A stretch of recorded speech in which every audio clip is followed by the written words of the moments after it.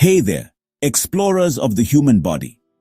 If you have been following along, you already know we kicked things off with digestion in the mouth, where the journey began with chewing and saliva.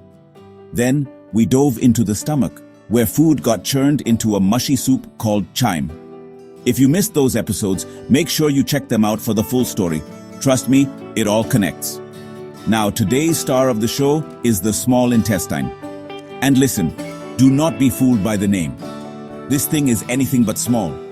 If you stretched it out, it could reach nearly 6 meters long.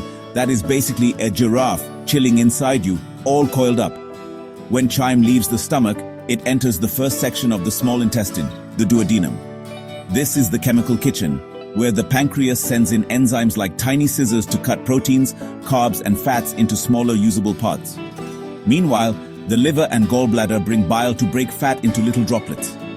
It is basically the soap that washes away grease. Without it, fat would just float around uselessly like oil in water. Next stop, the jejunum. This is absorption central, the real MVP. The walls here are lined with folds, villi, and microvilli, which look like a fuzzy carpet but work like a super sponge. They grab nutrients and send them into the bloodstream. Glucose, amino acids, fatty acids, everything gets checked out like items at a supermarket. Beep, glucose approved. Beep, amino acids approved. Every nutrient is scanned, bagged, and shipped out to fuel your body. Finally, we reach the ileum, the cleanup crew. Anything the jejunum missed, the ileum collects. It absorbs vitamins like B12, recycles bile salts, and makes sure no nutrient gets left behind. Think of it as that one friend who eats every last fry at the bottom of the bag. At this point, almost everything useful has been absorbed. What is left is mostly water, fiber, and some undigested bits.